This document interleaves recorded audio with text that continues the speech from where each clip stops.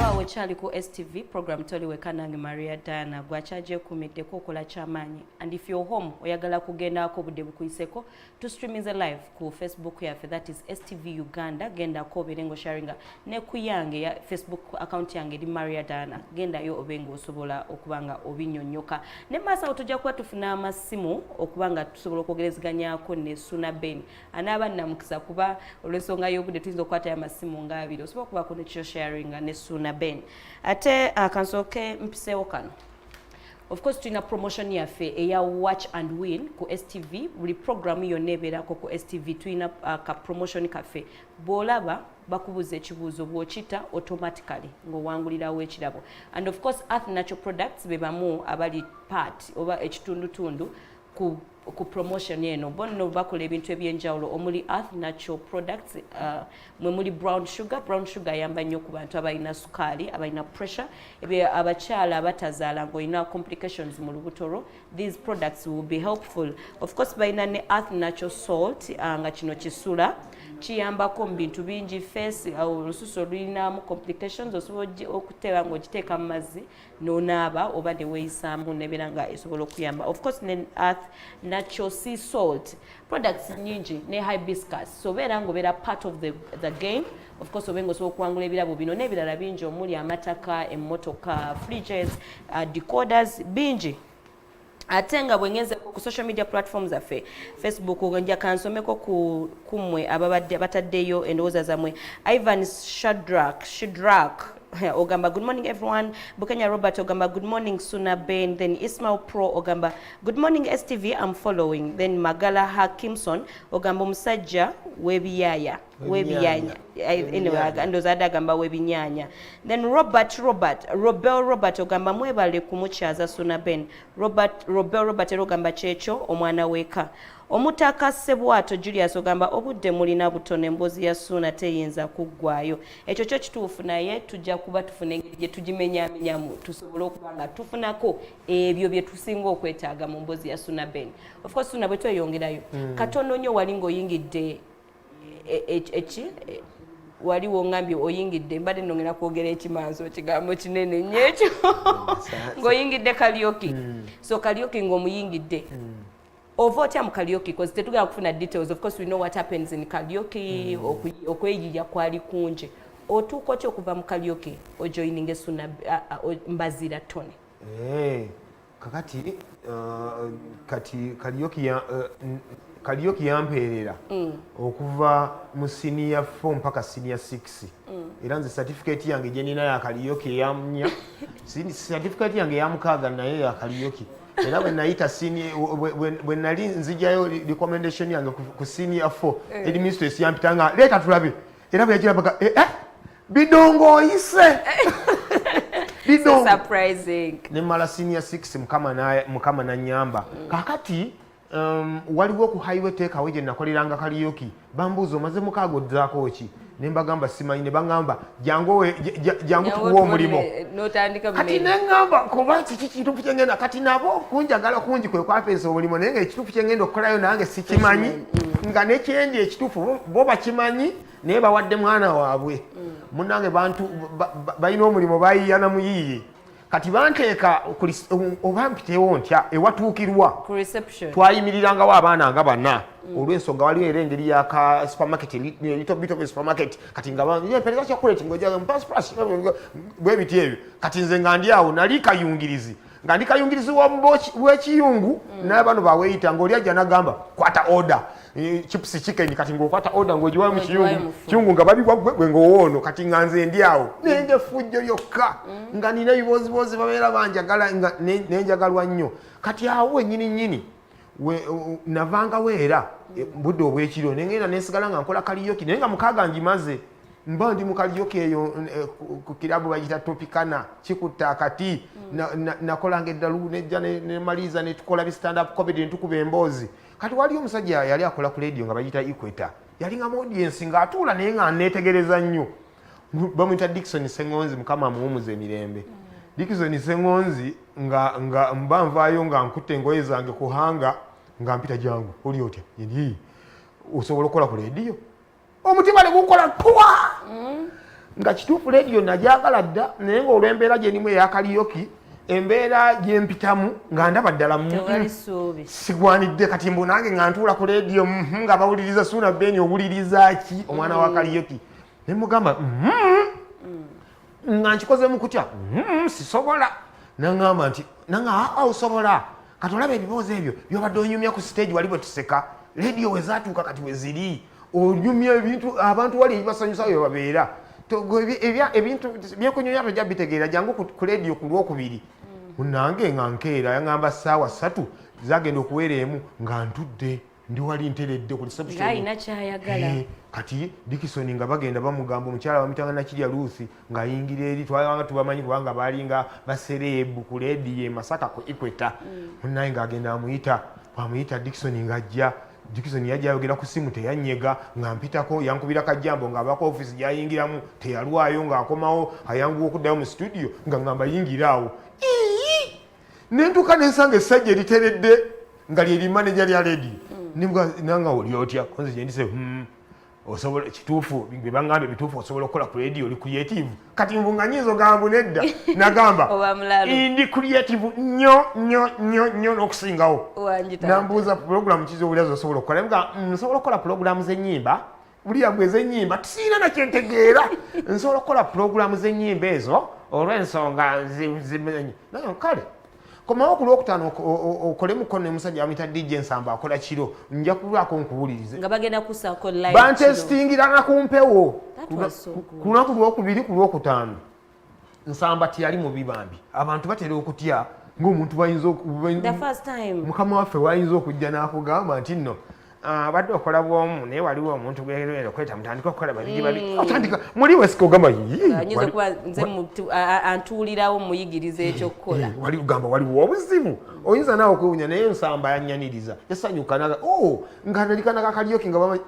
Suuna kale sanyusa okulaba musajja nanyanyi Nsamba nkutumiddeko nnyo nkimanyi gy'oli era olaba naye mutuufu wankolera ekintu ekyamaanyi musajja n'agenda ku muzindawo n'ayanjula pulogulaamu kyena musatu fama radio Equator ddoboozi ya munnabuddu simanyi biki pulogulaamu simanyi biki olwaleero ndina omusajja simanyi omusajja biki nampaana wana naye nga soogereranga ku muzindaalo gonna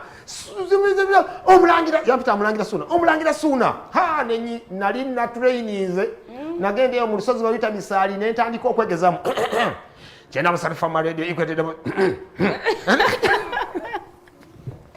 namala ddaki nenyingira nange omulangira Suuna kyena musatu fama radio tubalamusizako basebo ne banya omugamba mutya kiri kiti eyo naye nga mugyebale ntolontose olwava ku microphone nanga kasajja gwe mwoli nambongako nange nkubonzeeko munnange awo nyingira radio munnange nyingira radio saako Nsamba nga mpa amagezi nga ngamba kati olaba waliwo wano pulogulaamu eriwo beerawo kiro bagiyita Midnight Flavors abadde agikola yagenda terikavuganya gyoba weefasa togivaamu sooka olireko n'okuddayo wa manager okugamba mbu biki gwe tandikirawo Nsamba ne koolo yandekamu kwa pulogulaamu eyeggwa ssaawa musanvu nangamba beeramu ogire ng'okuba ennyimba nga bw'okwatayo amasimbu abantu be batumira boogira kati ng'omanyi okuzannyisa amplifier weebala okumbuuza ekibuuzo ekyo lwe bampita okujja ku leediyo nali simanyi na kompyuta nga sikwatanga ku mouse gye twakoleranga Kareoke waliyo kyali wange bamuyita DJ Loni yatukubiranga ebidongo mu Kareoke nagendawo ne ŋŋamba Loni wangi bampise ku leediyo Equator ku lwokutaano naye simanyi yadde okukwata ku mouse Loni ebidongo gye byasulanga ebiseera bye wali ogimanyi tibagiyita na mouse nga nkimanyi mwe yasulanga Loni mu bidongo ebyo we byasulanga nga naye wali ekitanda kye naŋŋamba jangu keera bukeezi nga pulogulaamu ya kiro nayiga kompyuta emisana nga pulogulaamu ya kiro Loni nankwasa musajja yasooka okunkwasa mouse bwati naŋŋamba okwata oluyimba n'oluleeta tota mpaka nga lutuse mu Loni n'owumuzaamu wano Loni weebale nnyo weebali eddala musajja wange sinza kwerabira gwe wanjigiriza kompyuta era byonna byenkola byonna gwe wabinjigiriza neyanza nnyo neyanzeege wakuyita luyombya Loni oli director wa kikankane sound e Masaka tulamusizaako kakati nga ngenda ku Equator nga ako nali maze okukakwatanga nkamanyi Nsamba nga tandeka mu studio nalaba Nsamba nga ggala olugi nandeka mu studio mu byuma netunulira ebyuma nga Nsamba agenze oluyimba lwe nasooka okuplayinga ndujjukira bayita you caught my eyes you caught my eyes na na na na na na na na keep this love my nendunyiga ne luyimba kati kye nakola n'ensooka nzigulawo n'enfuluma n'engenda ku reception waliyo akaledi akamonitali nga mpulire nange oluyimba lwenyiize lusobola okuyimba lwe nasangako ne ŋŋamba kituufu essimu nenkwata wayita esanga bino neka nkwate okusimu ngezeemu nengenda kale mukube ku simu tulabe ngenda okulanga zivuga nenkwata yemu omuntu yasooka okukwata essimu yanga kasajja gojja kuba kaakabi oyo omuyaye yeyandagula munnange nga njiribira kuyikweta tusisinkana tutya ne muganda wange Mbaziira Tone wali abadde bakibuuzaawo kati Mbaziira Tone twakolanga Kareoke ffenna naye nga twawula ebibaala nga Mbaziira si mukwano gwange n'akamu kuba Mbaziira alina olugezigezi Mbaziira ssebo kino nkyogera sikira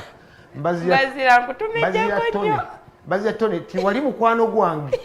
olw'olugezigezi lwalina nga weeyisanga minisita naye nga tukola Kareoke neddala kiki yalina obubasikoti bwe yayambalanga nga bw'abantu balugezigezi nenga neka nakasajja siiza kasobola kati Mbaziira afuuka kyakyali wange mba nva ku leediyo yikweta ssebo nze natandika dde okukola Mbaziira akyaliyo mu Kareoke kati natuuka negundi nenkola bino wammanga natuukanga kwaliwo etteekawo bwenkola nkoowa nnyo ate okujja nenkola ekiro ku leediyo nentuuka nensalawo neŋŋamba ekijja kijje omulimu gw'okwayiwa etteekawo enguvuddeko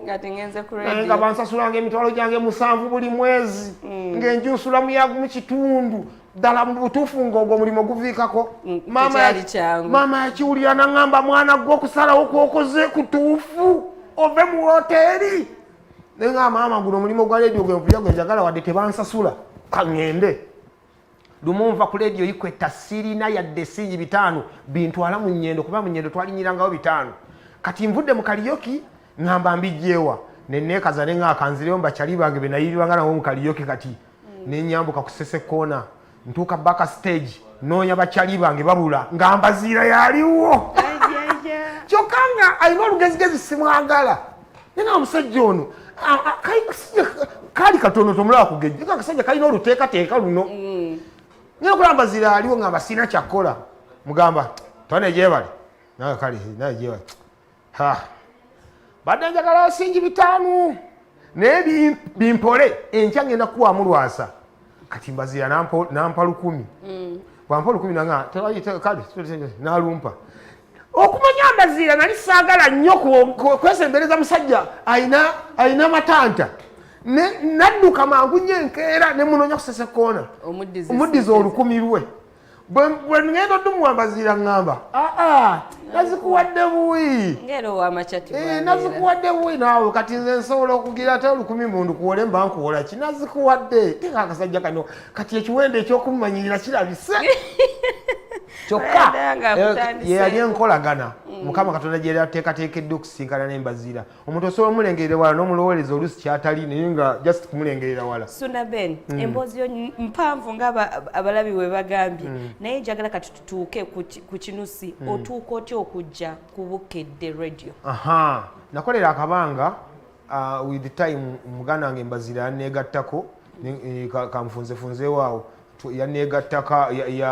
yafuuka mukwano gwange natandika okubeera yalina akalaibula mwe yali akolera nga nsalira nnyimba nenzitwalayo nga naye bwawulira akayimba akapya ku leediyo nga nkubira waayi kayimba akandite ne tufuna omukwano ogwo naŋŋamba naye okimanyi nange nsobola okukola ku leediyo ndimbyagala ne mugwa olimba naŋŋa okamala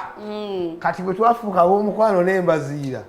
Mukama Katonda naye n'amugulira oluggi ne tusinkana ku leediyo yikwetaaba 2 omukwano we gwatandikira n'afuuka mukwano gwange nnyo ne tuva mu by'omukwano n'afuuka muganda wange nze era bwe mba njogera ku mikwano gyange Mbaziira simwongera oyo wa Luganda nze nina ne best friend wange naye si Mbaziira Mbaziira muganda wange tulina n'omulangira Suuna Ben kuyise bulungi oyogedde ekigambo eky'amaanyi N'omulangira Suuna Ben ekyo nkimuwadde naye bambi emboozi ya Suuna Ben mboozi nnungi nnyo era gwalina ekyokuyika. I think you're getting something out of his story kuba tweta abantu bano si kubeera wano nti oba batunyumize kutweragirako bakino tubaleeta osobola okubaako n'ekyoyigamu. Bw'owuliriza emboozi ye it shows nti alina embeera gy'ayiseemu okutuuka waali olunaku olwaleero. Kyali olwaleero ahasolinze kugamba akoze emikwano abadde mwana wa mpisa so ogenda olondamu mu bulamu bwo gwe okufuuka ky'oyagala weetaaga kyo olina okuba n'empisa olina okuba mugumiikiriza olina okustrugglinga you have to put in efforts togenda kera ku makya ogambe nti njagala kukola ku STV okerebukezi ogambe nfunye omulimu my dear si bwe bigenda okukola olina okugumiikiriza olina okusaamu amagezi bwe nayagala okuba ng'oyogerako ne Suuna Ben ogenda kuba okuba essimu yaffe 0709 990099 olw'ensonga yo budde tugenda kukwata essimu nga 23 tubenga obaako nekyobuuza tuleme kubeera munange nga ffe tukumwesigaliza mwabalabi muleme gamba temwatuwadde omukisa tuguba wadde. Suuna Ben tuuka ntya ku bukedde bwe nava kuyikweta bantwala ku Radio Buddu empita Radio Buddu kyekirooto ky'e Masaka bw'oba nga tokoleddeko ku Radio Buddu ng'oli Masaka ng'oli radio presenter wabaawo ekintu kyotannaba kubeera ng'otuukako balamusiza akaba Radio Buddu mwenna n'abakozi baako ne bamanagers management mwenna bandeera nnyo kakati mwami yawe Habert Kabanda ye yali programs manager wa Radio Buddu era yeyandeeta ku Buddu kakati bw'avaako n'ajja e Kampala n'afuuka manager wa Bukedde Famma engeri gye yali anjagalamu nga tuli ku Buddu buli muntu yagamba maama nnyabo ne Suuna agenze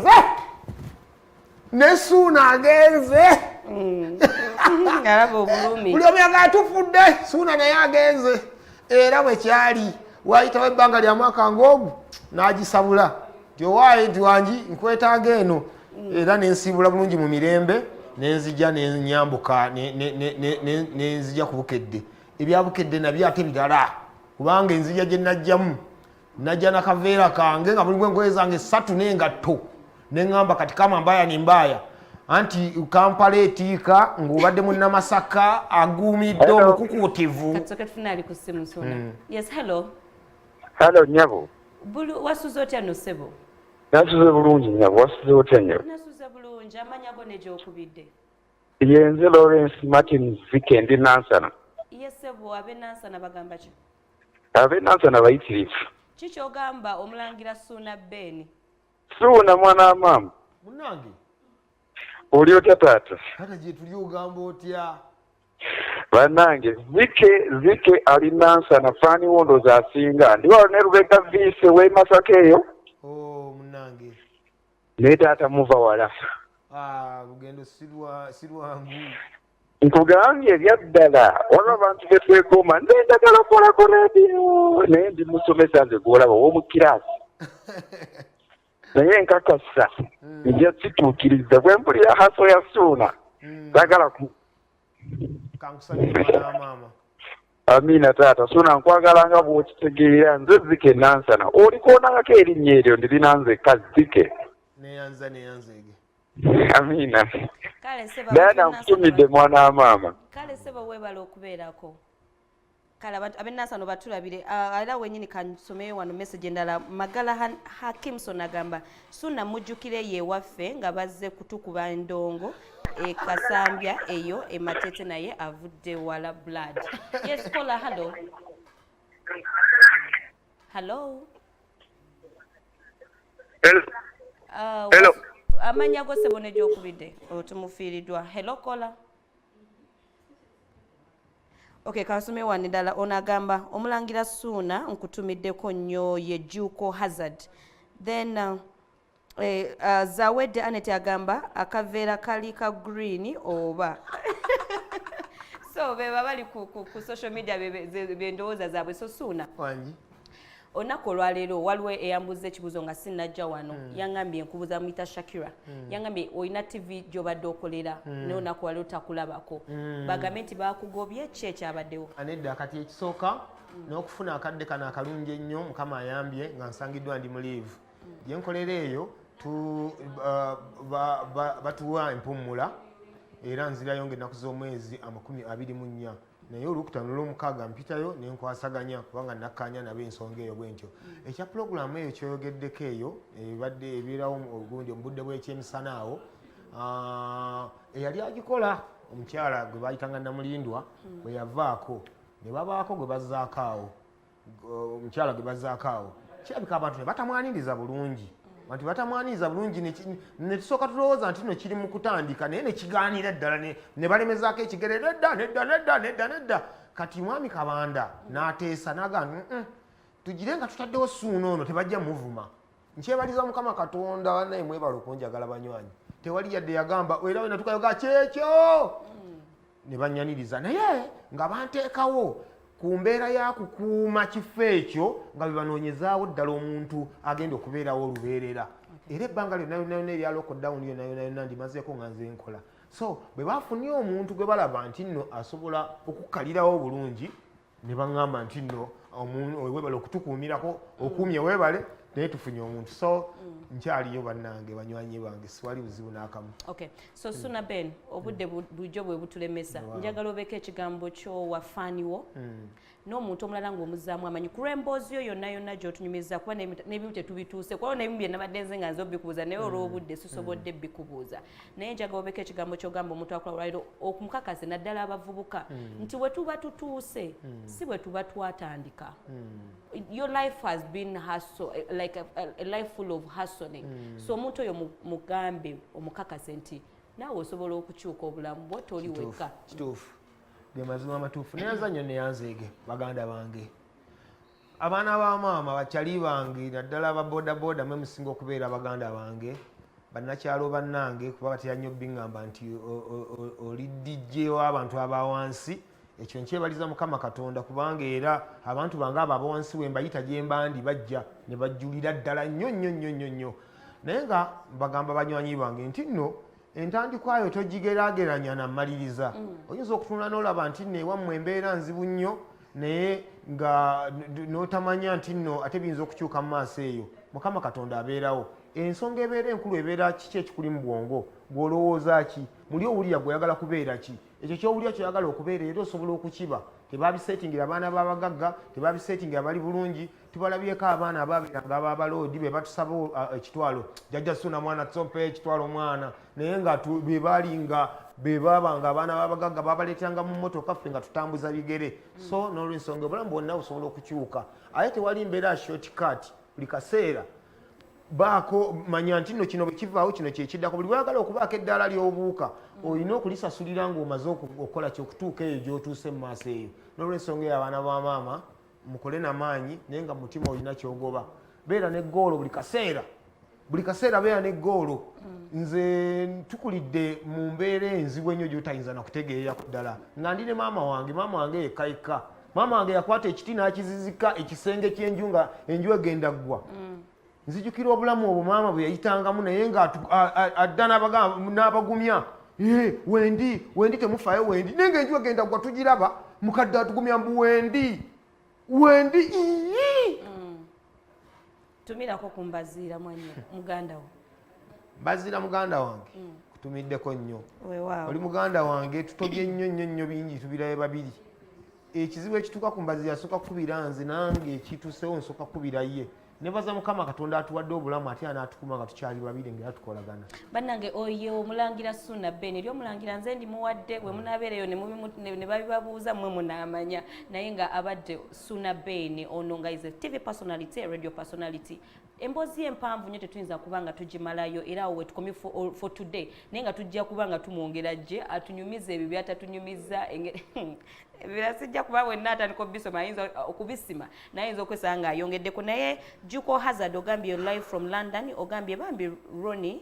Bambi Ronnie omukama amuwangaaze I think abadde agamba gwe nti omukama akuwangaaze Suuna Ben omukama akuwangaaze sinza kubanga nsukako wano amanya Maria Dana Namiro program toli weka naye nga sinaba kusiibula of course tulina products zaffe za Earth Natural Products bakola ebintu biri mu natural products emulimu yadde ka refined konna tekalimu konna simanya biki tebiriimu so bali part of